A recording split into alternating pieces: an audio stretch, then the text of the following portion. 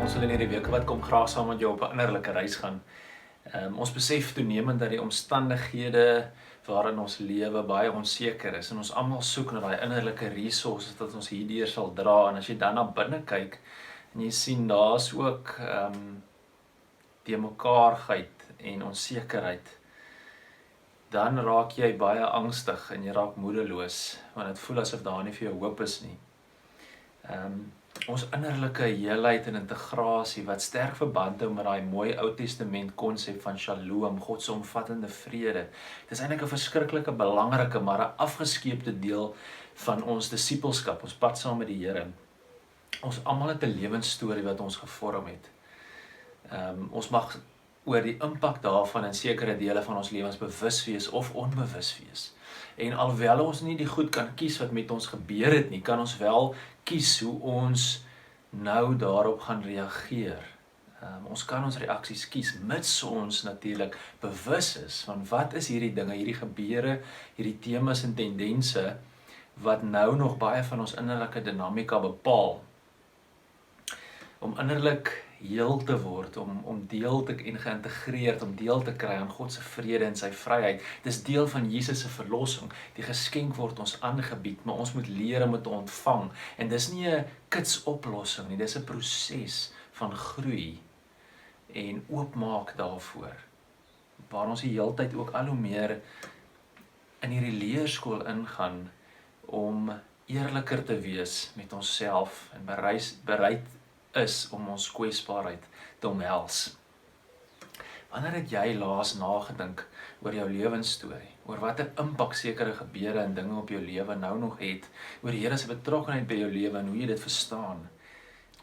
Ons tyd saam met mekaar in hierdie volgende paar weke wil veral help om hierdie struikelblokke, om van hierdie innerlike struikelblokke in jou disippelskappad uit die weg uit te ruim, sodat daar meer ruimte is vir groei en om nader aan die Here te wees. Want ons lewe baie keer met sekere van die impak van ons verlede en ons bagasie op ons lewe en onbewustelik dink ons, dit is maar as good as it gets, nee. Dit is maar hoe dit gaan wees vir die res van my lewe. Maar wat as God vir jou 'n ander toekoms in gedagte het, en eintlik reeds in Jesus aanbied, en jy kan dit nie ontvang nie? Hoe weet jy of hierdie reis vir jou is?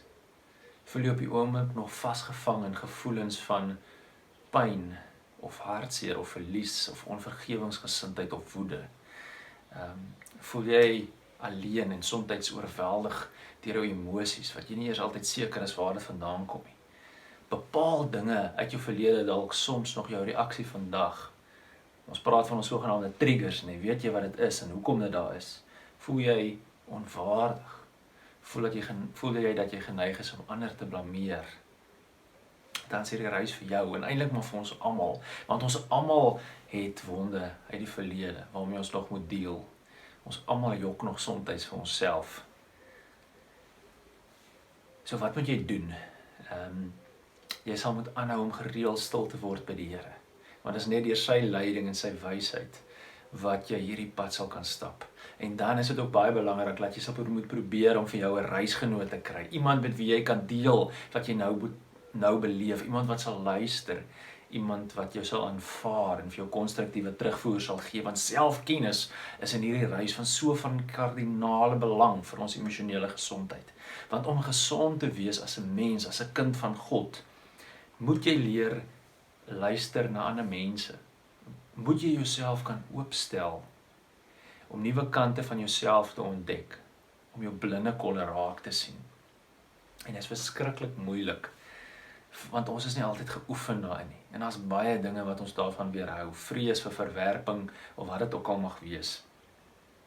Maar ons kan waag, vriende, want Jesus, wat hierdie reis met ons saam stap, het vir ons beswil in gedagte. En ons kan hom vertrou. Hy sê hy is sagmoedig en nederig van hart. Hy wil vir jou die beste hê. Uiteindelik, vriende, wil ons hê, jy moet deur hierdie reis gaan en dan met 'n groter mate wees van selfaanvaarding, dat jy moet gemaklik wees in jou eie vel, dat jy moet spontaan kan wees in jou verhouding met ander mense en met God, dat jy moet liefde kan ontvang en gee op die manier wat God bedoel het. Kom saam, ons nooi jou. Tot ons weer gesels volgende Vrydag. Totsiens.